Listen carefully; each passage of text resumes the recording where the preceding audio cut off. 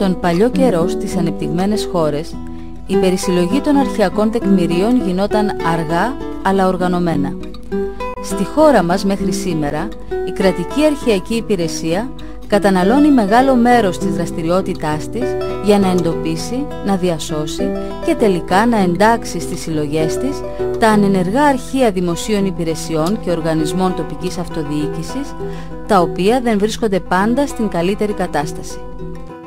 Με δεδομένο ότι η διατήρηση του συνόλου του παραγωμένου υλικού είναι αδύνατη, η αρχαιακή υπηρεσία καθημερινά σχεδόν βρίσκεται ενώπιον αποφάσεων οι οποίες ως ένα βαθμό θα καθορίσουν τις διαθέσιμες στο μέλλον πηγές για τη μελέτη της εποχής μας. Η εκαθάριση, η επιλογή και η πρόσκτηση του υλικού αποτελούν βασικές αρχαιακές εργασίες οι οποίες πρέπει να σχεδιάζονται από μια ευρύτερη ομάδα ειδικών και να εκτελούνται με προσοχή.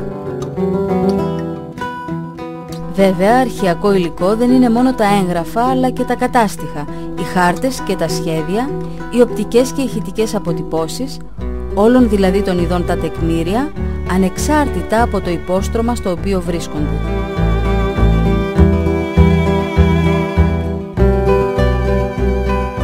Το υλικό μετά την εισαγωγή του πρέπει να ταξινομηθεί, να περιγραφεί, να ευρετηριαστεί και να αποθηκευθεί σε ειδικά κουτιά και ράφια κάτω από τις κατάλληλες συνθήκες θερμοκρασίας και σχετικής υγρασίας. Ωστόσο τα τεκμήρια δεν βρίσκονται συχνά σε καλή κατάσταση. Έτσι χρειάζεται αποκατάσταση και συντήρηση, εργασίες που στοιχίζουν σε χρόνο και χρήμα και απαιτούν οργανωμένα εργαστήρια και εξειδικευμένο προσωπικό. Μέρος του υλικού θα μικροφωτογραφηθεί ή θα ψηφιοποιηθεί, ώστε οι περιεχόμενες αυτό πληροφορίες να διατηρηθούν αφενός και να γίνουν ευκολότερα προσβάσιμες αφετέρου. Καθώς η παραγωγή του αρχαιακού υλικού αυξάνει με ελιγγιώδεις ρυθμούς, οι κτηριακές ανάγκες γίνονται όλο και πιο πιεστικές.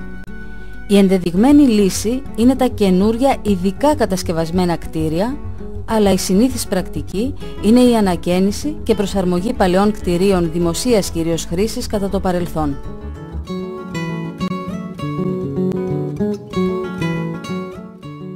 Τα αρχεία στη σύγχρονη εποχή οφείλουν να εξυπηρετούν ταυτόχρονα την διοίκηση και την έρευνα.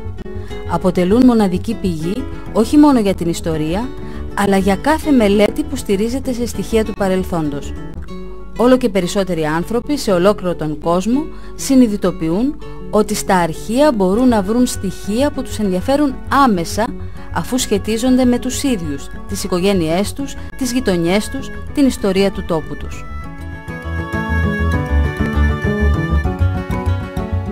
Τα γενικά αρχεία του κράτους σε 57 πόλεις όλης της χώρας ανοίγουν διάπλατα τις πόρτες τους στο κοινό. Παρά τις αντικειμενικές δυσκολίες, επιχειρούν να κάνουν γνωστές τις ποικίλες συλλογές τους, να προσφέρουν πολιτισμό και γνώση στις τοπικές κοινωνίες και να ενημερώσουν τους πολίτες για τις υπηρεσίες που μπορούν να τους παράσχουν. Προβάλλουν το υλικό και τη δουλειά τους με εκδόσεις, εκθέσεις, προβολές και κάθε είδους εκδηλώσεις.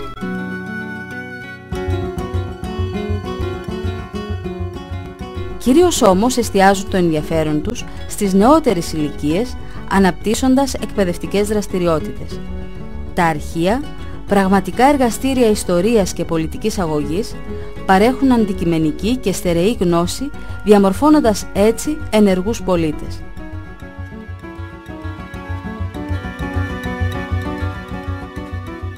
Αλλά και όσοι δεν μπορούν να έλθουν στα αρχεία, μπορούν να γίνουν μέλη της κοινότητάς τους.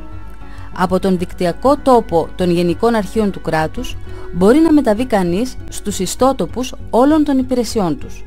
Εκεί θα βρει πληροφορίες για το υλικό, τις παρεχόμενες υπηρεσίες, τις δραστηριότητές τους, αλλά και τον δρόμο μιας πιο προσωπικής επικοινωνίας με τους ανθρώπους τους. Σε ορισμένες περιπτώσεις μπορεί να δει ψηφιακά αντίγραφα των τεκμηρίων ή να συμμετάσχει σε ηλεκτρονικά εκπαιδευτικά προγράμματα. Τα γενικά αρχεία του κράτους, με την πεποίθηση ότι έχουν πολλά να προσφέρουν, απευθύνονται σε όλους, στα παιδιά και τους ερευνητές, τους απλούς πολίτες και στη δημόσια διοίκηση. Γενικά αρχεία σημαίνει ανοιχτά αρχεία.